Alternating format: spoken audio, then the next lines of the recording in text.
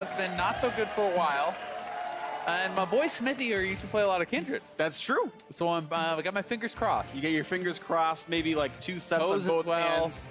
All right, we're ready to go. Wow, I can't really cross toes very easily, but you know, I trust that you have the ability. Azale, something you can't put your mind to. Dexterous toes. That's good. Extra toes. He's Dexterous. Dexterous toes. Okay, that actually makes way more sense. Nocturne and Talia, 2 junglers banned away from CLG Gaming. Want to point out that issue with Talia has been resolved, and there's no longer a bug with Talia jungle, as far as we can tell anyway. That champion's back up, but banned away by Team Liquid, not letting Rain overplay that one here. No Xayah for Doublelift, so removing the only marksman he's played so far in this summer split. Lucian has been banned against him both previous games, though. True. There is a possibility of CLG trying to look for that first pick Lucian to perhaps take that away from Doublelift if they are concerned about it. Biofrost not going to get to play Braum. Braum Ezreal was what CLG actually used both of their games last weekend. Darshan played double Ornn last weekend, so CLG was kind of just sticking with what had been working. I'm going to be very interested to see if CLG is going to look to branch out a little bit more, go to a carry versus carry style matchup, because Darshan, it does feel like a lot of these split pushers, that's where he had so much success in the patch, and with Aatrox rising in priority and Camille and Jax and all these sorts of champions being fairly popular, I think he has a good chance of success there. And we've already got a Kai'Sa locked in for this one. I do kind of expect it to be Kai'Sa bot lane right now, just by the fact that Aurelia is there. I think Aurelia 90% of the time is going to be a mid laner there, and I don't really expect like Doublelift Aurelia with like super Kai'Sa mid. Yeah, unless they're doing something super wacky where they're swapping around the players into different roles and these sorts of things, you do have to take into consideration, you know, when you are drafting against them. Looks like it's going to be 3 for 3 on Ornn for Darshan. Again, unless that is swapped to a support or something like that. But as of now, expecting Doublelift to be right back on the marksman. Very likely a Pobelter Aurelia mid. We'll see where they're going to go from here. Absolutely the case. So one final pick for CLG Gaming before the bans, and one final pick for Team Liquid right after that one. 8 seconds to go till CLG figure out what they want to go for. And Sejuani, 8.12 saw buffs to the champion. A lot more ability power ratios on the kit, most notably Runic echoes into full tank seems to be the jungle build here, and based on the picks, you expect it to be a Sejuani for Reignover. Yeah, and the clear has gotten a little bit better. There is no internal cooldown, and actually, you know, stacking up the stun on monsters in the jungle there, so that is going to help Sejuani out with the early clear. And a pretty beefy front line already coming in here for CLG. I do like Trundle a lot for Smithy as the answer, being able to have this specifically against Sejuani. Sejuani with her passive has so much extra armored MR. If you actually alter before that breaks, then she breaks, loses that, and especially with Aftershock, can actually go into negative resistances and even take true damage. Yeah, we'll see a really big deal. We'll see if Reignover actually wants to go, you know, fleet footwork. We saw that pick earlier today in EU, which was kind of a throwback to the older Sejuani style for a better clear, and perhaps just try to negate some of the disadvantage that you have with that interaction of Aftershock kind of sometimes working in favor of the Trundle, with him being able to ult you during that.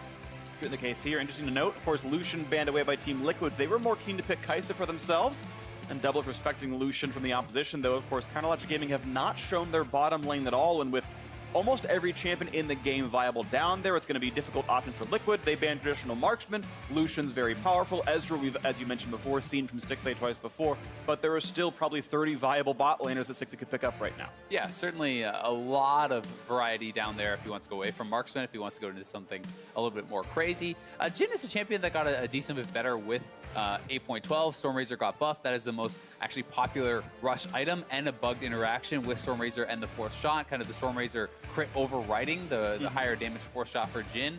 That got fixed, so a little bit of a buff there. Singe looking like the pick here for Impact, and and a popular counter pick to Ornn, of course, as well. That grounded from the goop stops you from casting the second half of your ultimate. So been a very popular champion. Of course, an Impact special as well. No one's surprised that it's him picking it up, but yeah, one's been very popular in the recent patches. Also now Varus for Stixxay, still sticking to marksman with a Morgana in the bottom lane, so just locking in those roles. This looks like a very standard spring split comp for CLG. Yeah, and this is honestly a really strong bottom lane. This is something that we saw Clutch actually use quite a lot. There is a lot of all-in potential, and if we see Olay actually blocking the Nami, he's looking more for the Tahm Kench. I think this is a much safer option to deal with both the Varus ultimate as well as the Morgana bindings. If you do get caught into that chain with the Varus ultimate, followed up by the Morgana binding, the Morgana ultimate, you can get locked down and burned down very, very quickly. Tahm Kench is going to help a lot with that, in addition to, you know, Sleepy Bubble Trouble, the Sejuani ultimate. So I think Tahm Kench is a fantastic pick here. We'll see how Darshan is going to be able to actually fare up against Singed in the top lane. And you talked about the kind of goop interaction there, stopping the Ornn ultimate, but it's actually a very tough lane matchup for Singed in the early levels. You know, post 6, once you have some levels, it does become pretty rough for the Ornn, but in the early levels, we have seen solo kills in competitive play. We have seen the Ornn kind of bullying out and really being able to kind of put some pressure onto this Singed, but if that doesn't happen, it can get rough, it can get frustrating. That being said, Banner being removed actually affects both sides of this matchup. A, as a fallback pattern for the Ornn, trying to allow him to have a little bit of pressure, and B, you know, normally you would like to get that early Banner against the Ornn as well for the Singed to be able to kind of try to knock down that turret. That's the case. We'll see what comes through then and what people want to pick for themselves. AP Singed, my personal favorite, but obviously you might be the front line in a team fight here. Trundle and Tahm Kench there as well. No traditional mage in the Team Liquid roster, but of course with AP Kai'Sa being the popular build, magic damage still there in the lineup. And we can see once again the rosters on your screen. You mentioned Ornn versus Singed being a Ornn favored early lane matchup, and Impact not typically known for his laning phase. We've seen Darshan get a couple of solo kills himself, even against champions like Aatrox. This could be a bastion of power for counter Logic Gaming. Zoe, the first pick of the draft, but up against Aurelia, one of the most popular mid laners in Pro League of Legends, could be a very interesting matchup to watch play out. It's also kind of funny to say when you are looking at CLG, who has a marksman, but AP Varus is by far and away the more popular build these days. And if 6-8 does go AP, they're essentially pure magic damage, and then it becomes very, very easy for the Singed, the Trundle, the Tahm Kench to be itemizing that magic resistance, and even, you know, double lift going a little bit more defensive and these sorts of things. So we'll see if 6-8 is actually going to kind of adapt his build and go for more of a pure physical damage build like we used to see, you know, Rageblade IE, Hurricane, these sorts of things instead. Yeah.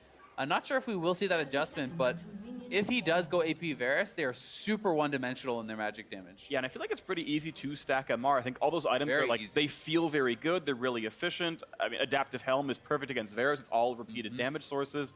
Definitely agree this could be a difficulty for CLG 25, 35 minutes down the line if it gets to that point. We will see what happens. Both these teams sitting at 1-1. Their victories only against 100 Thieves apiece. Could feel good beating the previous NA LCS finalists, but also a team that had not found their footing so far in the summer split. The squad scattered each other out. Looks like no deep wards that I can detect, and so no obvious tells about jungle starts, and both these players can figure out which camp they want to go to in the Fog of War. Trundle on red buff, the same for Sejuani. Darshan, ooh, bone plating's now on cooldown. Advantage Impact. Yeah, it is, you know, I mean, do you say it facetiously? It's a little bit of an advantage, obviously, not a big one, but bone plating can be pretty big, actually, you know, in their early trades, you know, against Singed, actually. As far as I know, reduces each tick. You know, the procs can actually take each individual tick of the poison, so that can be a decent little bit of damage reduction. But, you know, Ornn with the W, with Grasp, if you can get those passive autos off on Singed when he tries to run through and poison up all the minions, that is why it can be difficult in the early levels. Once Singed is a little bit more tanky and can kind of get to a certain point where you can kind of ignore the Ornn more easily, it does become a lot more difficult for Ornn, as you don't really have that kind of damage scaling that is sometimes required to get kills later on.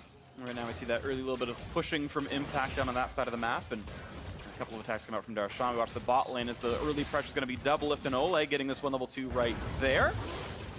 It's also interesting to note that it is going to be the lethal tempo on Varus, which is going to be incredibly strong for team fighting, but if he is taking much poke and if there is a lot of trading going back and forth, double lift is playing fleet footwork, so he's going to have, you know, a bit more sustain because of that in the laning phase. And both AD carries are going to be running teleports, so it may not really come that much into play. And when you are having the range support advantage, as 6-8 does on his side, I think it can make sense to set up your runes more for a later stage. Interesting enough, Impact put a ward down in front of Gromp, but Sejuani is not passed through there right now. So even though Impact used his early ward, he does not see the Sejuani's top river right now, and now could be surrounded. The pillar is there, the charge is going to land for the knockup, but now Sejuani's going to start stacking up for the E passive to find that stun. The flash isn't going to matter, he's still stunned up. The flash to chase, and Impact goes down. Rainover passed around the ward.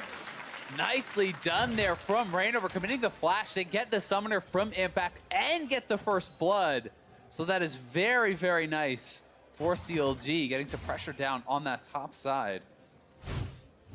Here it is one more time. As you said, not spotted out by the deep ward. This was a pretty interesting ganking path, and At this point, I think from Impact, you probably just shouldn't be flashing. When the E passive is on you, Sejuani's love to stack that up and actually wait until you flash, and then they have that stun to lock you down. So it does get taken out, but we'll still have pressure, and it's not like this is a snowbally matchup in the top lane. It's not like... Yep. Oh! Flashes for the smite. Rainover did it early. Now it's a jump over to get away. That's at least something back for him. He gets to take 3 of the buffs, although I'd still probably take first blood myself. Yeah, definitely rather have the first blood, but you know, it's kind of tough because CLG has a jungle matchup that is going to get worse for them as the game goes on, and a top lane matchup that gets worse for them as the game goes on. So, you know, they get that first blood top, but it's not really going to change too much, as it's just an assist for Darshan. Synth will scale and kind of start to really have pressure in this lane, and Trundle is going to continue winning the 1v1. So it's not that big of a deal for TL, and if you're on their side, you're pretty unconcerned about the fact that he gave up 1 kill. Maybe so. You're seeing the damage done towards Darshan. Of course, he has already committed his teleport, though. And probably to heal up from before. So he's going to have to kind of weather the storm now with only limited sustain. Of course, Door and Shield probably still fine. Double lift himself. Look at how low he is now in this one. Still does have that teleport on Kai'Sa as well. And likely to pull that recently. Or soon, I should say. Yeah, Smithy is not up on the top side, but Darshan is a little bit worried about that. You can see he's going to just wait at his turret and kind of wait for those minions to come back and try to farm under his turret, because he certainly is fairly low. We'll be able to regen up a little bit, and you know, as he gets some more gold, you can continually kind of build more items as the Ornn and have a better chance of staying in that lane. But there is always the potential of Impact diving him at 6, so he's going to have to be pretty careful about that. Definitely agree. So watch the health bar as about the 6th minute ticks around. Well, he has a flash, Darshan, and as we'll see how it goes when that comes through, though. As Impact still again running and looking for that flame. Can't quite get that, but that could have been several hundred damage yet again if he'd managed to land that. Either way, clears the wave, and a little bit low on mana, but probably okay to stay in for now. Smithy, nice grab, gets the scuttle, actually a level up as well. Even the Drake is helping. Everything on the map helping to kill off. Rainover gets a black shield and has to jump the wall, but so injured. Sejuani losing a lot of the map now. Yeah, really starting to get pressured out. I mean, that time spent on the top side, the fact that he lost his blue, gets pushed back to base, now getting chunked out again, is really kind of giving the tempo advantage to Smithy in the jungle. And Smithy now using this time to get up top. We can see Darshan put this ward earlier. We'll see if he's going to be able to actually get out of there. Yeah, his flash was blown, though. So that is worth noting that that was actually a flash blown in the 1v1. That was off screen, so Impact able to force that 1v1 flash, as he may have hit 6 earlier. We didn't see exactly what happened there, but we'll be more vulnerable as a result. Yeah, definitely something to watch for. You saw that gank hit almost come through, but of course he did get away from it in time. A good, sort of reasonably deeply placed ward. Nice redemption picked up. That's a great early item get for Huhi. Might be give some health over to Rainover in his jungle. He's having a few struggles over there. You can see the wards that TL has actually put down here on the bottom side around this Infernal. I'm sure they would love to really kind of utilize their pressure that they have built up now and try to get that early Infernal. You know, as of now, Smithy is definitely ahead. You can see that Impact is kind of having the pressure advantage up there, and you know, Smithy, as he hits 6, they may be able to kind of look around that dragon for an early Infernal. We'll see, as you mentioned, those control wards down there. We saw the Spectres point over it a little while ago as well. Double, but this time teleportless, and even despite the fact he's got fleet footwork, now so low on health, he's actually getting pushed out of this lane. You mentioned it before, this is a very strong duo, this Varus Morgana poke duo, and with an Infernal Drake up, this might be a very good time to start playing for that Drake on CLG's side, despite those liquid wards. Instead, it looks like a recall out for Biofrost, and they're just going to sort of be satisfied with the fact that they've denied 1 wave away from double it. Yeah, and as of now, it's kind of just a bit of a stalemate because CLG has the bottom lane advantage, because TL is stronger with their jungler and top laner right now, it is seeming. So we'll kind of see how these two teams want to play it out. And TPs are going to be up fairly soon for the top laners. So Ornn does have strong, team fight at level 6. Rainover is now level 6. So there's a ton of AoE CC that's going to be coming out as Stixxay hits 6, Biofrost hits 6. You have like 4 AoE crowd control ultimates coming out from CLG, and maybe that's what they want to wait for and then try to fight around that. Even if you're weaker in the 1v1s, it's not necessarily going to matter if you are kind of matching up around that Infernal. Yeah, I agree with you. CLG definitely looking like they've indexed toward team fighting power, and it is something that's pretty good to play around. Is, hey, make sure you play to your win conditions, play towards your champion's strengths, and Biofrost not too far from 6, a wave or 2, but the rest of them have it. Might be a place to go for as the scuttle's picked up, and right now, still to look at that Drake. They will kill another ward. Oh, He stole 10 gold from Huhi, but that's all right. We'll forgive him. He killed a ward. Yeah, clearing out a lot of that vision, so a lot of the kind of advantage that Teal had around that dragon is now gone. It's Scuttle control to CLG's side, and at the very least, that is going to help them to deny away.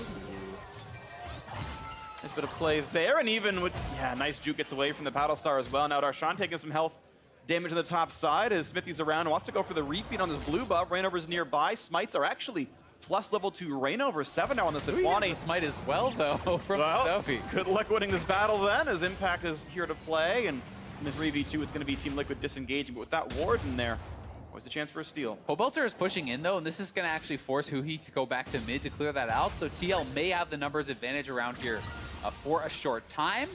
Huhi, though, clearing out the wave, will come back, and this could be potentially a 3v3, but it looks like CLG is saying, nope, we've given up the positioning, and that's another blue buff going TL's way. Well, that is nice. Smithy gets the smite right there, and the gold still only within 400 despite that first blood from before. Double resetting the bottom lane, only down 9 himself, probably going to stay alive for a little while. We look now, some pillars are there. Rainover waiting in the brush. No dive going to come through. Didn't want to pull the trigger on that. Sejuani was ready. Ultimate Prime. Instead, they go for the other side blue, maybe towards that bottom lane. But flashes and ult still available for Team Liquid, going to make that hard to fight for. And now potentially trying to go for a 4-man dive. They're going to TP in 5-man bot. All right, they've got the root onto one. The sun's going to come land as well, but he's got a stopwatch, buy some time. Here comes the Ornhorn. Looking for the knock-up, looking for something to do, but there's not going to be any kills picked up. The goop slows him down. Now in towards the Singe. He's right in the front, but he's going to be able to lock away easily. And Pobelter cleans up Biofrost. Counter Legend Gaming routed, forced to run away, but will they find more? No other kills. CLG's dive does not work out. Yeah, 10 men bottom, but the only one they're able to really get onto is the Tom Kench, who had a stopwatch available. He's able to buy so much time there, and the CLG dive really amounts to nothing. TP coming in earlier here from Darshan. Biofrost flashing forward, but Double is able to break the tether, and then your only real target is actually over onto Olay, it looks like. Olay flashes out of the orange stun. CLG gets completely split. All of TL is collapsing, and they're going to go positive on the play, picking up 1 kill. And we did see like the Ornn Sejuani duo try to 2-man double. If the ult to get over Sedge, then flash the Ornn Call of the Forge God. So well played overall. Everyone on Liquid did a really good job on that one. That duo lane showing up nicely, and with the collapse, that's a good kill. Equalized that score, and Team Liquid now up 200 to 300 gold. As Biofrost knocks down that ward himself, who he gets a bit of wave control, and wait for one maybe more reset for CLG. Waiting to see what happens to that Drake sometime soon. Now it's Smithy. He's coming up towards this one, actually. Now a 2v1, and this could be bad for Darshan. Does have flash. Of course, the rest of CLG coming by as well, so Fling is in, but it's still a fairly healthy Ornn. He's going to lock away his charge already on cooldown. Rainover gets the scuttle, and out they go, no kills. Feel able to clear out Pink, though. We'll kind of back off for now. Maybe able to clear out a little bit more vision around this area. They really are trying to very heavily pressure this top side of the map. Knowing that Impact is going to have the pressure, he's going to have the advantage on this Singe compared to the Ornn. We'll be pushing him in most of the time, and a lot of nice damage there, though, out from Darshan. And I'm going to be interested to see what Impact goes for as far as his first item. Is it actually going to be something like the Leandries, or just even Rylai's into pure tank? Both can be pretty strong options.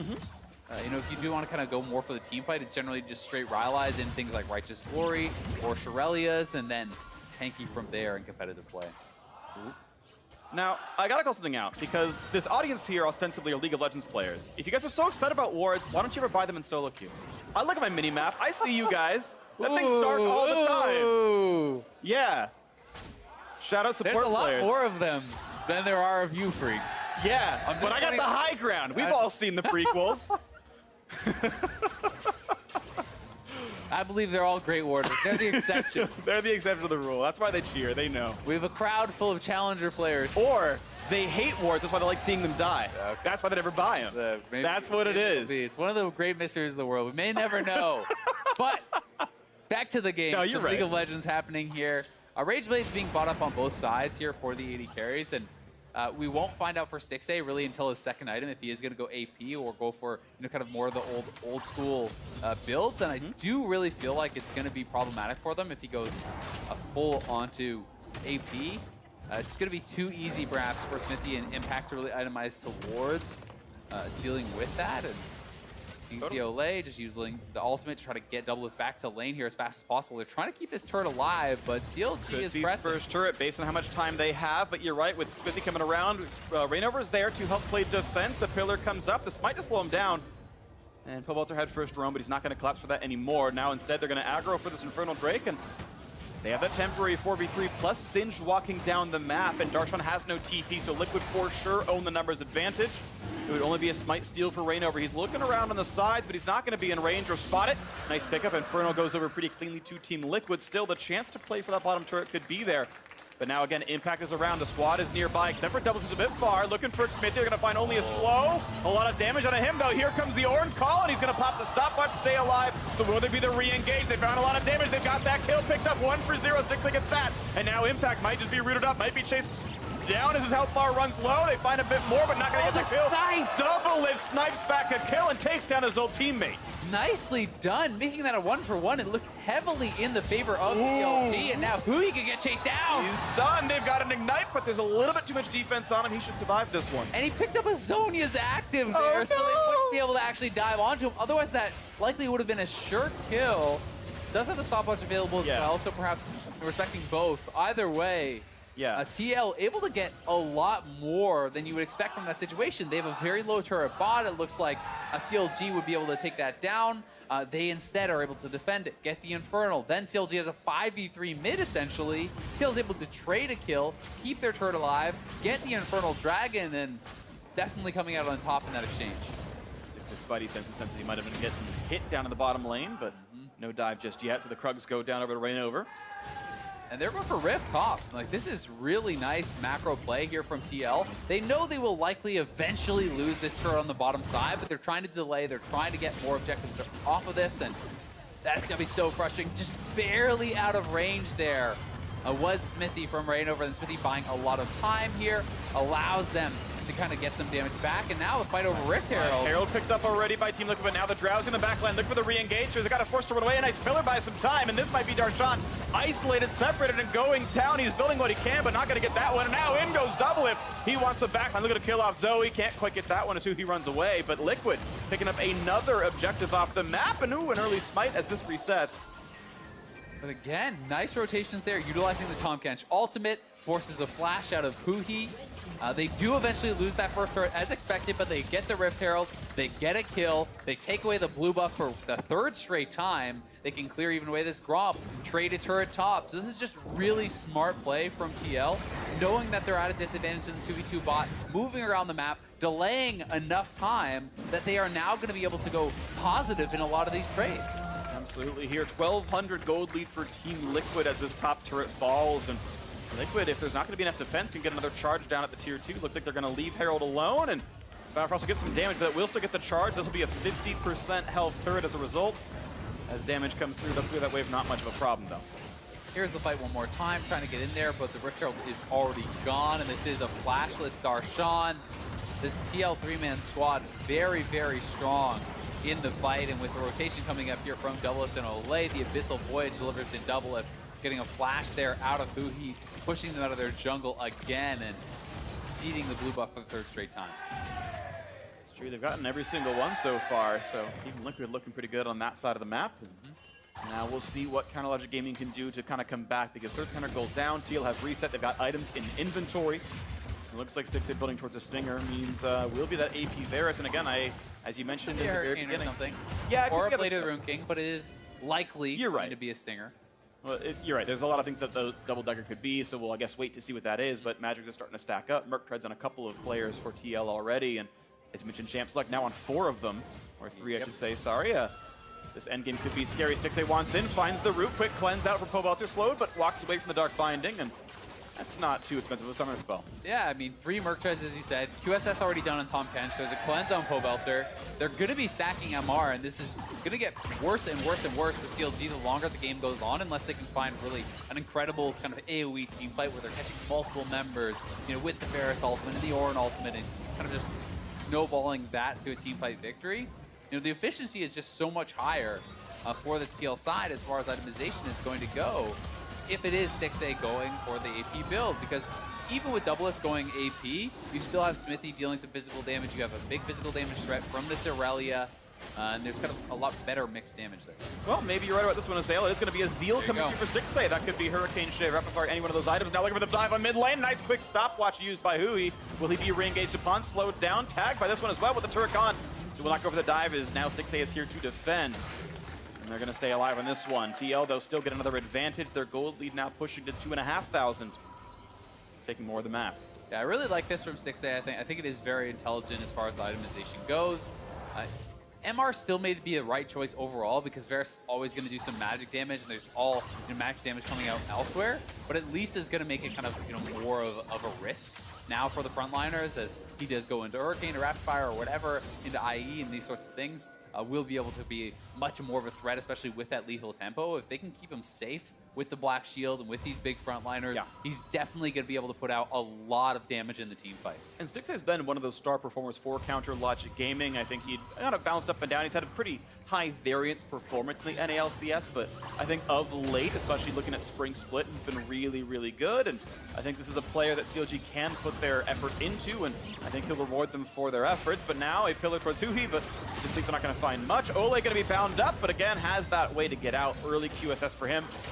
And nothing to be grabbed, but this Cloud Drake up in 5 seconds, and a couple of summoners now missing for TL. Could make this a bit easier for CLG. Look for the bubble, not going to find that just yet. Smithy dances back and forth and waits for something to see.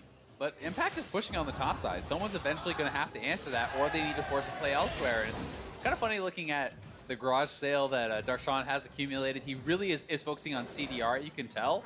He wants an Abyssal, but he grabbed the Sheen, he grabbed the Kindle Gem, saying that, hey, it's all about the CDR, which I think is pretty intelligent on the Ornn, because really you are your ultimate. As far as team fights, that is what you are.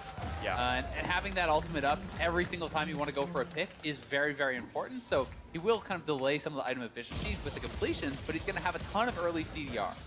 And even though he is about his ultimate, not simply about team fighting power, Team Liquid not letting CLG play that kind of style. The last big fight we saw out of CLG, the last two actually, Liquid went with a kill and nothing lost for it here. The split push on the bottom lane for Poelter got a solo turret down there. We saw on top lane, the wave was all the way down to tier 2. CLG have really not been able to find their way into the games. They're being bled out so far. I mean, it's tough to see who's going to really be able to answer effectively in the side lanes. Now, who is supposed to be answering a 1-3-1 that could potentially be coming out from TL, right? You put Aurelia in a side lane, you put Singed in a side lane, and then you have quite a safe 3-man squad with Tomkich who has a QSS, the Kaisa, and this Trundle, and then you're kind of trying to pull CLG apart. CLG wants to find picks, wants to find engages, and even if you group 5 and try to hard engage on that 3-man squad, well, Tomkich can keep you safe probably through a lot of that.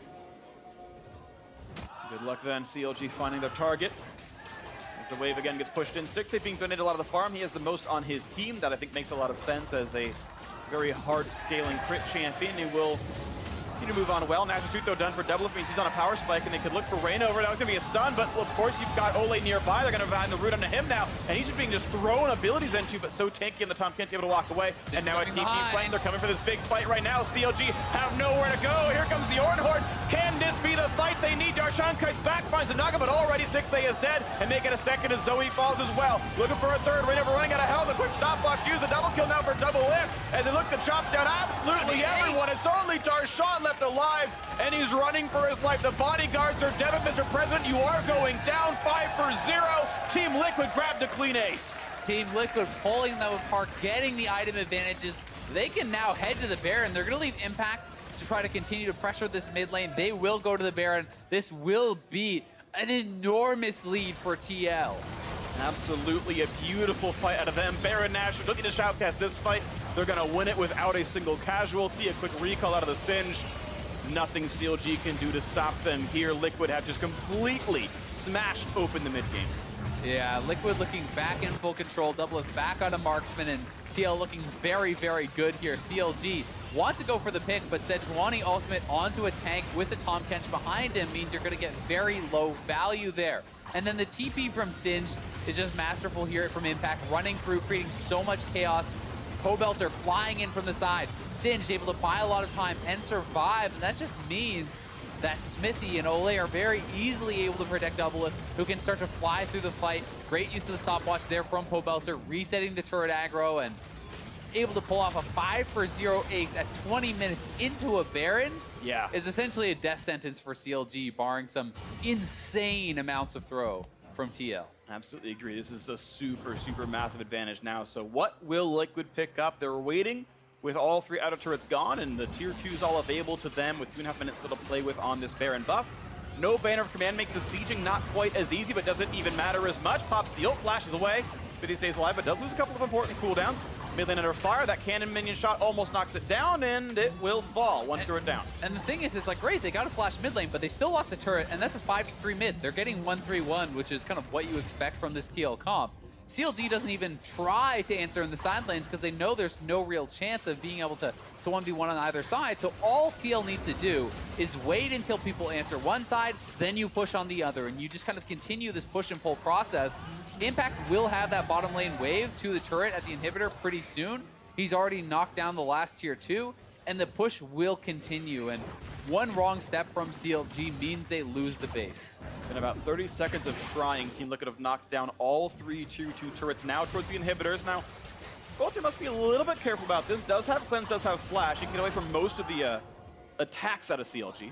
Yeah, CLG basically their only way to do this is you wave clear quickly on one lane, then you go to the other lane, you hard engage, you get an immediate kill, and then you get back in your base and you defend those turrets. And that's what they need to look for. So it has to be a pinpoint engage with the Varus ultimate or a binding or that Orin engage. You immediately kill, then you get back to defense. Anything else means they're going to lose inhibitors. Looking for the bind, not quite going to get that. Smithy was a little bit alone, but not hit by any of that hard crowd control. Able to walk away cleanly. The wave cleared once again, dealing a little bit of damage on the bottom side. Darshan chose to defend, but he's in a 1v3. An easy pickup down there. 5v4 with Baron buff on. Inhibitor turret's already gone. Yeah, really nice Abyssal Voyage. Olay just uses the Comkench ultimate, brings in double lift right on top of Darshan, who thought he was in a 1v1 against Impact, and that is an easy kill. The base is cracked, and they're straight onto the Nexus turrets here, looking for an end. Zarla squished here. It's the 2 packs to go, but right now, gonna stay alive as they try to clear these minions out. But look at that, they defend bot lane, but top's already being pushed. But Walter finds another open inhibitor. He's still wailing away on that one, and Biofrost, not one who can stop him from doing this. The rest of the team will, though, force him to walk away. I mean, Smithy is bringing in the mid lane wave, though. They're not planning on stopping anytime soon here. It's gonna have to be an engage from CLG, or they will be watching the rest of their base just slowly going down. The last wave of Baron, 20 seconds left on the buff. Inhibitor in the mid lane now open. Who finds something. Here comes Zio. They're looking for this one final fight. The knockups are there. They're going to find a stun, but no one's taking meaningful damage. Liquid, weather all the ultimates, and just kill 2 more inhibitors. It's an open base at this point. Nexus turret's the only thing standing from them and defeat as CLG wait for their opportunity, but just have not found anything. And for TL, I think at this point you just reset. Baron buff expired. They're going to have a tremendous amount of gold in their pockets. I mean, 3K gold here on Pobelter, 2,800 on Double, 2,600 on Impact, and another 4K are essentially combined between Smithy and Olay. They can spend up an enormous amount of gold. That's like 14,000 gold in their pockets. Yeah, what's crazy about that is this gold lead here, this is like 38 to 53. In inventory, it's like 38 to 43. Yeah. Right? 38 to 40, something like that. And they were already smashing the base. So now reset. Now it is really 39 to 53. And Liquid are, as you mentioned, with so much gold ready to spend. Upgrade 1.5 million items. Guardian Angel now done for Walter. No more deaths for him in this game except for a fountain dive. And this is all over but the crying. Yeah, there's just, CLG didn't really find their opportunity. TL just pulled them apart so well with the advantages with this split push comp. If you fall behind as a 5v5 team fighting comp against split push, this is how the game will look if it is executed correctly. And TL has been looking so clean. It's just interesting to see this game and their first game. If you had only watched those and not watched their Golden Guardians game, you'd be like, damn, TL is looking amazing. But that one Golden Guardians game, they got pulled completely apart, and that is kind of the blemish on their record right now. Now we'll see what happens. The stun's going to come through and not actually find a single soul. Now in the front line is Boas. He's going to lose the Guardian Angel, but Biofrost at 5 HP has to run away. Impact on the chase, going to look for someone, flashes in, finds his Stix is gone as well. 5 HP to close one out is who he's running away with. Ignite on him, trying to stay alive. He might just do so, but it does not matter if he is, because this is going to be the base falling down. The Nexus turrets to fall. Who he's still on the run, doesn't want to die, and he might not, but his base certainly will. A 28-minute win for Team Liquid. An absolute slaughter. Team Liquid coming out today, firing on all cylinders, looking so good. Really playing this draft well. The first blood went to CLG, but that was really about all that went their way. Yeah. Not really able to get anything going. They had the 2v2 pressure on bot side, but TL able to delay the turret going down, get the Infertile, take down the Rift Herald, rotate top, knock down turrets, and really just played this kind of split push, spread pressure style game so incredibly well. So CLG never got the 5v5 they drafted for. Yeah, they really never did. And the battles they did find, they got flanked in and surrounded, and it was just very brutal for them. So well played to Team Liquid, your reigning NA LCS champions, sitting now 2-1. Very near to first place right here. Logic Gaming, of course, had their worst split ever in spring, a 7th place finish, missing playoffs, and sadly for them, it's a 1-2 start, so still work to be had. We'll see what they can do tomorrow against Clutch Gaming. And Liquid's matchup is going to be a fun one against Destiny, against TSM, one of the only undefeated teams in the LCS. That one's going to be exciting tomorrow. Yeah. Wait for that. But that's I think, to me, the proof then, okay, Golden Guardian's blunder happened. Sure, that was, Double F having a very bad game on Vladimir and other things going on. But, okay, 2-1 is a very good start. You've already knocked down 100 Thieves, who are the finalists. You get to go against TSM, who are undefeated and just one of the NALCS standouts. That, to me, is when you could say, yep, TL are definitely back. Yeah, I mean, if they take down TSM tomorrow, it's an incredibly strong start. But still, a lot of work to be done before they could do that. Lots of work to be done, but we'll now hear more about that Game 1 victory and send it over to the State Farm Analyst Desk.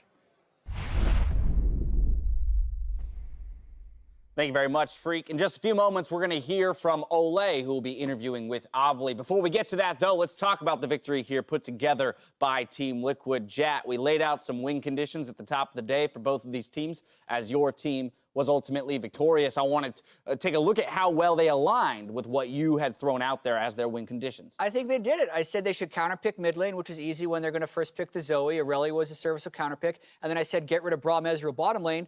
First phase ban was Braum, second phase ban was Ezreal. And then from there, it was just about execution. Yep, and CLG did not do what I said. This was a really good play by TL's bot lane. They split up, which forced Biofrost to try and pick between the two. He doesn't choose either, and the tether breaks on both. Really nice timing on the stopwatch to dodge out on a bunch of CC, plus the flash away. On the top side of the fight, Doublelift was also kiting out very well, using his ultimate and flash to get out of that situation. That left CLG stuck behind the turret, and they pick up that one kill.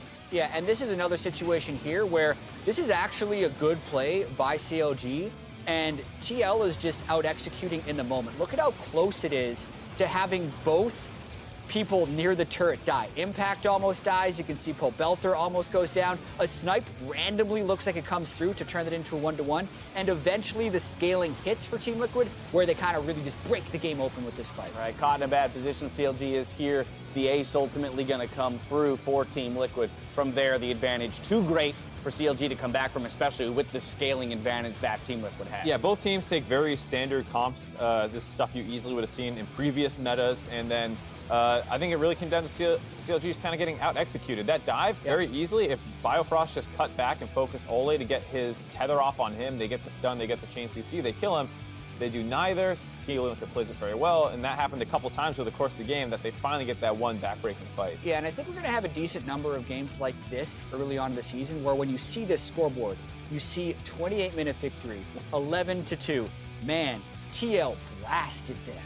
But actually, the game was pretty close. Right. Those two plays that we saw in the mid-game were incredibly close and could have given CLG something. So I think this was a close, well-fought game. Well-earned victory by Team Liquid, but I do not think it was a stomp. Right, 20 minutes of near neck and neck. The last 8 minutes is really where that swing came in for Team Liquid and ultimately the victory. Other things of note here is, of course, the Sejuani making her appearance back in the North American LCS. I know it's been picked up by a few other regions as well, so continued diversity in the meta. It just has a lot of synergies with meta champions. If you see Aurelia in the mid lane, you see Yasuo in the mid lane, pick a Sejuani, free stun setups with her passive applying on melee champions, and she just combos together very well with a number of champions. I will say this game was MSI meta.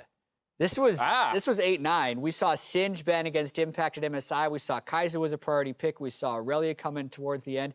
All these picks would have been fit right in with MSI. At the end of the day, though, this game won. I don't know. Just like, you want to dive back in there? Who knows? We got some solid 80 carries in this league. Maybe they'll pull the Uzi method of or strategy to winning.